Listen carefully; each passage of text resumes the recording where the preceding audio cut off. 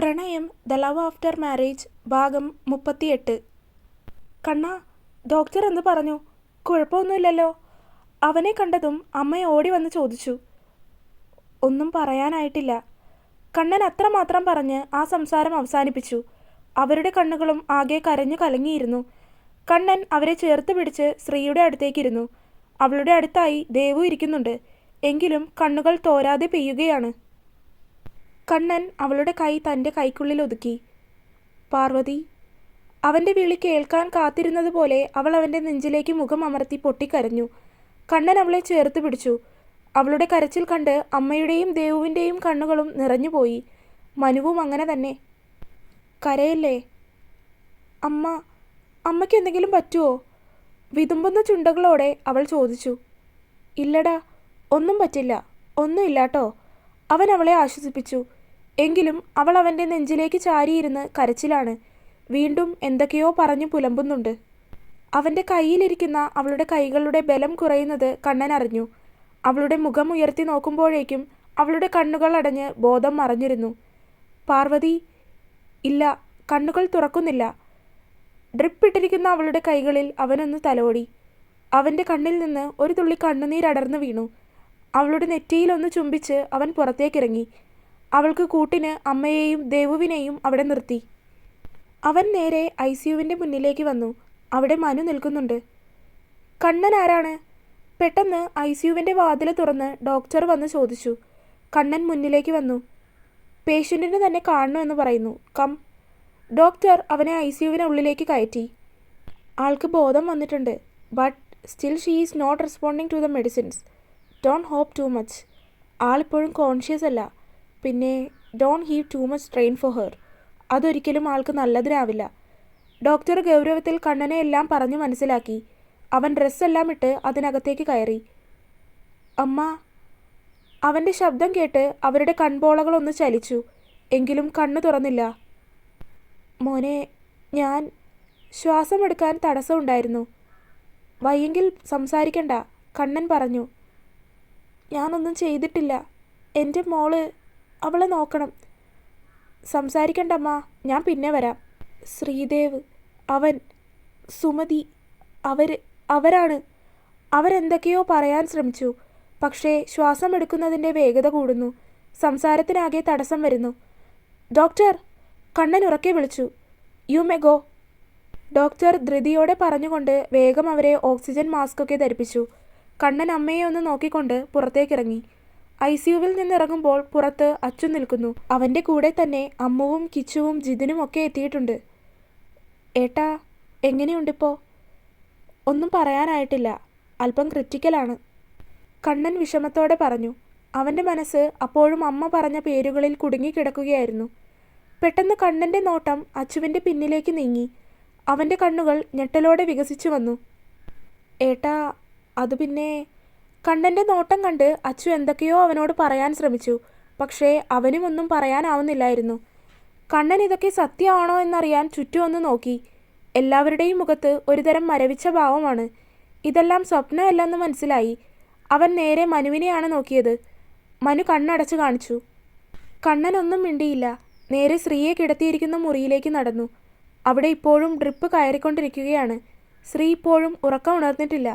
കണ്ണൻ അവളെ ഒന്ന് നോക്കി. അമ്മയും ദേവുവും അവളുടെ അടുത്ത് തന്നെയുണ്ട്. അവളുടെ ഡ്രിപ്പ് കയറി തീരുന്നത് നോക്കിയിരിക്കുകയാണ്. മോനെ, സതി, അവൾക്കിപ്പോൾ എങ്ങനെയുണ്ട്? കണ്ണനെ കണ്ടതും അമ്മ ആദ്യം ചോദിച്ചത് അതാണ്. ഒന്നും പറയാനായിട്ടില്ലമ്മ. അറ്റാക്കാണ്. അല്പം സീരിയസ് ആണെന്നാണ് ഡോക്ടർ പറഞ്ഞിരിക്കുന്നത്. അവൻ പതിയെ പറഞ്ഞു. പാതി ബോധത്തിലാണെങ്കിൽ പോലും ശ്രീ അതെല്ലാം കേൾക്കുന്നുണ്ടായിരുന്നു. അവളുടെ കൈ അമ്മയുടെ കൈകളിലൊന്നും മുറുകി. ഞെട്ടലോടെ അവർ അവളെ നോക്കി. പക്ഷേ ഇല്ല, ഇപ്പോഴും ഉറക്കത്തിലാണ്. മോനെങ്കിൽ അവിടെ പോയി നിന്നോ. എന്തെങ്കിലും ആവശ്യമുണ്ടെങ്കിലോ? ഇല്ല, അവിടെ മനുവും അച്ചുവും ജിതിനും ഒക്കെ എത്തിയിട്ടുണ്ട്. അവൻ ദേവുവിനെ ഒന്ന് നോക്കി. അവൾ ആകെ ക്ഷീണിച്ചിരിക്കുകയാണ്. ദേവൂട്ടി, അച്ചു പോകുമ്പോൾ അവൻ്റെ കൂടെ ചെറിയമ്മയുടെ വീട്ടിലേക്ക് പൊക്കോ. ഇവിടെ എല്ലാവർക്കും കൂടെ നിൽക്കാനൊന്നും കഴിയില്ല. കണ്ണൻ ഗൗരവത്തിൽ പറഞ്ഞു. ദേവു തലയാട്ടി. അമ്മ, പിന്നെ വേറൊരു കാര്യമുണ്ട്. നമ്മുടെ അച്ചു... കണ്ണാ, ഡോക്ടറെ വിളിക്കുന്നു. അവൻ എന്തോ പറഞ്ഞു തുടങ്ങാനൊരുങ്ങും മുന്നേ മനു വന്ന് കണ്ണനെ വിളിച്ചു. അമ്മയോട് പറഞ്ഞ് അവൻ മുറിയിൽ നിന്നിറങ്ങി. കണ്ണൻ നേരെ ഡോക്ടറിൻ്റെ ക്യാബിനിലേക്ക് നടന്നു. അവൻ്റെ കൂടെ മനുവും. അവരെ ഞങ്ങൾ വെന്റിലേറ്ററിലേക്ക് മാറ്റുവാണ്. We need your consent. നിങ്ങൾക്ക് സമ്മതമാണെങ്കിൽ മാത്രം. Okay doctor, you can proceed. Kannan സമ്മതിച്ച് അവർക്ക് വേണ്ട പേപ്പറിലൊക്കെ സൈൻ ചെയ്തു കൊടുത്തു. ഡോക്ടറുടെ ക്യാബിനിൽ നിന്നിറങ്ങുമ്പോൾ കണ്ണന് തല പെരുക്കും പോലെ തോന്നി. ഈ ചുരുങ്ങിയ സമയം കൊണ്ട് ലോകം തന്നെ കീഴായി മറിഞ്ഞതുപോലെ. സമയം ഇഴഞ്ഞു നീങ്ങി. അതിനിടയിൽ അത്യാവശ്യമായി എന്തോ ഒരു മരുന്ന് പുറത്തുനിന്ന് വാങ്ങാൻ പറഞ്ഞ് കണ്ണൻ തന്നെ അതിനും പോയിരുന്നു. ആകെ മുഴുവനായി അവനൊരു പരുവമായി. സമയം ഇഴഞ്ഞു നീങ്ങി. വൈകുന്നേരം വന്നതാണ്. ഇപ്പോൾ രാത്രി സമയം 10 മണി കഴിഞ്ഞു. നിങ്ങളൊക്കെ വീട്ടിൽ പോകാൻ നോക്കിക്കോ. ഇവിടെ ഇങ്ങനെ നിന്നിട്ടെന്തിനാ? മനു, കുഞ്ഞായിട്ടിങ്ങനെ നിൽക്കാതെ അമ്മുവായിട്ട് വീട്ടിലേക്ക് പോകാൻ നോക്ക്. കണ്ണൻ പറഞ്ഞതിന് മനു തലയാട്ടി. ജിതിനും അവനോട് പറഞ്ഞ് പോകാനിറങ്ങി. അച്ചുവാണെങ്കിൽ അവിടെ പമ്മി പതുങ്ങി നിന്നു. അവനോടും കണ്ണൻ തിരികെ വീട്ടിലേക്ക് പോകാൻ പറഞ്ഞു. പിന്നീട് അച്ചുവും അമ്മുവും കൂടി അവരുടെ വീട്ടിലേക്കാണ് പോയത്. അവരുടെ കൂടെ തന്നെ ജിതിനും കയറിയപ്പോൾ കാറ് ഫുള്ളായി. മനു പോകുന്നില്ല എന്ന് പറഞ്ഞ് ഹോസ്പിറ്റലിൽ തന്നെ നിന്നു. പിന്നെ ദേവൂട്ടിയെ കണ്ണൻ കിച്ചുവിൻ്റെ കൂടെ അവൻ്റെ കാറിൽ കയറ്റിയാണ് വിട്ടത്. അവൻ്റെ കൂടെ ഒറ്റയ്ക്ക് കാറിൽ പോകുന്നത് അവൾക്ക് ആ സമയം അത്ര താല്പര്യമില്ലായിരുന്നു. എങ്കിലും നിവൃത്തിയില്ലാത്തത് കൊണ്ട് പിന്നെ അങ്ങനെ തന്നെ ചെയ്തു. അവരുടെ കാറിൽ നിശബ്ദതയായിരുന്നു. രണ്ടുപേരും അങ്ങോട്ടും ഇങ്ങോട്ടും സംസാരമില്ല. അല്ലെങ്കിൽ കാണുമ്പോൾ കീരിയും പാമ്പും പോലെ ആയിരുന്നു രണ്ടുപേരും. എന്തെങ്കിലുമൊക്കെ പറഞ്ഞ് അങ്ങോട്ടും ഇങ്ങോട്ടും തോണ്ടിയും ചിക്കിയും ഇരിക്കും. ദേവു. കുറച്ചു കഴിഞ്ഞതും കിച്ചു അവളെ വിളിച്ചു. അവൾ മറുപടി പറഞ്ഞില്ല. എങ്കിലും അവനെ ഒന്ന് നോക്കി. താനിങ്ങനെ കരയുന്നതെന്തിനാ? കരഞ്ഞാൽ അവസാനം വേറെ വല്ല അസുഖവും വരും. അവൻ കാണാതെ അവനിൽ നിന്ന് മുഖം തിരിച്ചിരിക്കുകയായിരുന്നു അവൾ. എങ്കിലും അവൾ കരയുകയാണെന്ന് മനസ്സിലാക്കി കിച്ചു പറഞ്ഞു. ദേവു മിഴികൾ തുടച്ചു. വീട്ടിലൊന്ന് നിർത്തിയിട്ട് പോയാൽ മതി കിച്ചുവേട്ടാ. കുളിച്ചൊന്ന് ഡ്രസ്സൊക്കെ മാറണം. ഓക്കെ. കിച്ചു ഓക്കെ പറഞ്ഞ് വണ്ടി നേരെ വീട്ടിലേക്ക് കയറ്റി. അവനെ ഒന്ന് നോക്കിക്കൊണ്ട് അവൾ അകത്തേക്ക് കയറി വേഗം ഒന്ന് കുളിച്ചിറങ്ങി. പുറത്തേക്ക് വരുമ്പോൾ കിച്ചു സോഫയിലിരിക്കുന്നുണ്ട്. പോകാം? അവൻ ചോദിച്ചതിന് അവളൊന്ന് തലയാട്ടി. ശേഷം നേരെ ചെറിയമ്മയുടെ വീട്ടിലേക്ക് പോയി. ഹോസ്പിറ്റലിൽ കണ്ണനാകെ വല്ലാത്തൊരു മാനസികാവസ്ഥയിലായിരുന്നു. കണ്ണനെ ആശ്വസിപ്പിക്കാൻ മനുവിനെ കൊണ്ട് മാത്രമേ ആകൂ എന്നത് മനുവിനറിയാം. അതാണ് കണ്ണൻ പറഞ്ഞിട്ടും മനു പോകാതെ അവിടെ തന്നെ നിന്നത്. കണ്ണൻ അവിടെ തന്നെ ഇരുന്ന് ഉറങ്ങിപ്പോയി. പെട്ടെന്ന് കണ്ണ് തുറന്നപ്പോൾ സമയം 3 മണി. കൂടെ തന്നെ മനുവും ഇരിക്കുന്നുണ്ട്. അവൻ മനുവിനെ അവിടെ ഇരുത്തി നേരെ ശ്രീ കിടക്കുന്ന മുറിയിലേക്ക് പോയി. അവിടെ അവളുടെ ഡ്രിപ്പൊക്കെ കഴിഞ്ഞിട്ടുണ്ട്. ആളിപ്പോഴും ഉറക്കത്തിലാണ്. അമ്മയും ഉറക്കമാണ്. ശല്യം ചെയ്യാൻ തോന്നിയില്ല. അങ്ങനെ തന്നെ അവൻ പുറത്തേക്കിറങ്ങി. എടാ, നീ ഉറങ്ങിക്കോ, ഞാനിരിക്കാം ഇവിടെ. അവൻ തിരികെ ICUവിൻ്റെ മുന്നിലെത്തിയതും മനു അവനോട് പറഞ്ഞു. വേണ്ടടാ, ഞാനിരുന്നോളാം. അതിന് മനു പിന്നെ ഒന്നും പറയാൻ പോയില്ല. എന്തെങ്കിലും തീരുമാനിച്ചാൽ പിന്നെ അതിൽ നിന്ന് അവനെ പിന്തിരിപ്പിക്കാൻ പാടാണ്. കണ്ണനും മനുവും ICUവിൻ്റെ മുന്നിൽ ഇരുന്നുറങ്ങിപ്പോയി. മുന്നിൽ ഓടുന്ന രീതിയിലുള്ള കാൽപ്പെരുമാറ്റം കേട്ടതും രണ്ടുപേരും ഞെട്ടലോടെ കണ്ണുകൾ വലിച്ചു തുറന്നു. നോക്കുമ്പോൾ ICUവിലേക്ക് ഡോക്ടർമാരും നേഴ്സുമാരും പാഞ്ഞു കയറുന്നുണ്ട്. അവരോട് എന്താണെന്ന് ചോദിക്കാനുള്ള സാവകാശം പോലും ഇല്ല. സമയം വീണ്ടും ഇഴഞ്ഞു നീങ്ങി. ക്ലോക്കിലേക്ക് നോക്കുമ്പോൾ സമയം രാവിലെ 7 മണി. അകത്തേക്ക് കയറിപ്പോയ ആരും പുറത്തേക്കിറങ്ങി വന്നിട്ടില്ല. നോക്കുമ്പോൾ അമ്മ വരുന്നുണ്ട്. ശ്രീ ഇല്ല കൂടെ. അവളവിടെ? അമ്മയെ കണ്ടയുടനെ അവൻ ചോദിച്ചു. മോൾ ഉണർന്നില്ല. നല്ല ക്ഷീണം കാണും. അതുപോലെ കരഞ്ഞതല്ലേ? ഡോക്ടർ എന്തു പറഞ്ഞു? എല്ലാവരും ICUവിൻ്റെ ഉള്ളിലുണ്ട്. അമ്മ അങ്ങോട്ട് പൊക്കോ. കുറച്ചു കഴിഞ്ഞ് വീട്ടിലേക്ക് കൊണ്ടുവിടാം. അതിനൊന്നും മൂളിക്കൊണ്ട് അമ്മ മുറിയിലേക്ക് നടന്നു. വീണ്ടും സമയം കടന്നുപോയി. ICUവിൻ്റെ വാതിൽ തുറക്കുന്നത് കേട്ടതും കണ്ണൻ അങ്ങോട്ട് നടന്നു. Doctor. Sorry mister Rudraprayag, we could not save her. She is no more. അവന് ശരീരമാകെ മരവിച്ചു പോയതുപോലെ തോന്നി. ചെവികൾ കൊട്ടിയടച്ചതുപോലെ. പാർവതി. അവളുടെ മുഖമാണ് അവൻ്റെ മനസ്സിലേക്ക് തെളിഞ്ഞു വന്നത്. അവന് കയ്യും കാലും തളരുന്നത് പോലെ തോന്നി. നിമിഷ നേരങ്ങൾ. പോസ്റ്റ്മോർട്ടത്തിന് ശേഷം ഉച്ചയ്ക്ക് 2 മണി കഴിയും വീട്ടിലേക്ക് എത്തിക്കാൻ. അമ്മയോട് വിവരം പറഞ്ഞു. ശ്രീ ഉണരുന്നത് വരെ അവളുടെ കൂടെ ഇരിക്കാൻ പറഞ്ഞു. കണ്ണൻ ഹോസ്പിറ്റലിൽ നിന്ന് വീട്ടിലേക്ക് പോയി. അവിടെ ശ്രീയുടെ വീട്ടിൽ വേണ്ടുന്ന ഒരുക്കങ്ങളൊക്കെ ചെയ്തു. ബാക്കി കാര്യങ്ങളെല്ലാം അച്ചുവിനെയും മനുവിനെയും ഏൽപ്പിച്ചു. ശ്രീക്കുട്ടി ഉണർന്നു എന്ന് പറഞ്ഞ് അമ്മ വിളിച്ചിരുന്നു. അതിനനുസരിച്ച് അവൻ തിരികെ ഹോസ്പിറ്റലിലേക്ക് തന്നെ വന്നു. കണ്ണേട്ടാ, അമ്മയ്ക്ക് എങ്ങനെയുണ്ട്? എനിക്ക് കാണാൻ പറ്റുമോ? അമ്മയോട് ചോദിച്ചിട്ട് അമ്മയ്ക്ക് അറിയില്ലെന്ന് പറയുന്നു. കണ്ണൻ മുറിയിലേക്ക് വന്ന് കയറിയ പാടെ അവൾ അതാണ് ചോദിച്ചത്. കാണാം, അമ്മയെ കാണാം. അതിനങ്ങോട്ടിങ്ങനെയൊക്കെ കയറാൻ പറ്റില്ല. വാ, നമുക്ക് വീട്ടിൽ പോയി ഒന്ന് കുളിച്ചിട്ട് വന്ന് കാണാം. ഉറപ്പാണോ? കാണിക്കുവോ? ഉവ്, കാണിക്കാം. കണ്ണൻ പരമാവധി അവളിൽ നിന്ന് കാര്യങ്ങൾ ഒളിച്ചു വെക്കാൻ ശ്രമിച്ചു. പക്ഷേ എത്ര നേരമാണെന്ന് അവൻ അറിയില്ലായിരുന്നു. അവളും അമ്മയുമായി കണ്ണൻ നേരെ വീട്ടിലേക്ക് തിരിച്ചു. മനുവും ജിതിനും കിച്ചുവും ഹോസ്പിറ്റലിൽ കാര്യങ്ങൾക്ക് വേണ്ടി നിൽക്കുന്നുണ്ട്. അച്ചു വീട്ടിലെ കാര്യങ്ങളും നോക്കി. കണ്ണൻ വീട്ടിലേക്ക് കൊണ്ടുപോയി അവളോട് വേഗം കുളിച്ചിറങ്ങാൻ പറഞ്ഞു. കുളിച്ചിറങ്ങി വരുന്ന അവളോട് ഇനി എന്ത് പറയുമെന്നതിന് അവനൊരെത്തും പിടിയും ഉണ്ടായിരുന്നില്ല. അവൻ അവളെയും അമ്മയെയും കൂട്ടി നേരെ ശ്രീയുടെ വീട്ടിലേക്കാണ് പോയത്. അങ്ങോട്ട് പോകുന്നത് എന്തിനാണെന്ന് ചോദിക്കണമെന്ന് അവൾക്കുണ്ടായിരുന്നു. പക്ഷേ പിന്നീട് അമ്മയുടെ ഡ്രസ്സൊക്കെ എടുക്കാൻ വേണ്ടിയാവും എന്ന് ചിന്തിച്ച് അവൾ ചോദിച്ചില്ല. വീടെത്താനാവുമ്പോൾ അവളുടെ ഉള്ളിൽ എന്തിനോ ഒരു ഭയം തിങ്ങി നിറഞ്ഞു വരുന്നുണ്ടായിരുന്നു. മനസ്സാകെ കലങ്ങി മറിയുന്നത് പോലെ. എന്തോ തനിക്ക് നഷ്ടപ്പെടാൻ പോകുന്നു എന്ന് മനസ്സിലിരുന്ന് ആരോ പറയും പോലെ. വീടിൻ്റെ മുറ്റത്ത് ഉയർന്നിരിക്കുന്ന പന്തൽ കണ്ടപ്പോൾ തന്നെ അവൾക്കുള്ളിൽ വെള്ളിടി വെട്ടി. അതേ ഞെട്ടലോടെ അവൾ കണ്ണനെ നോക്കി.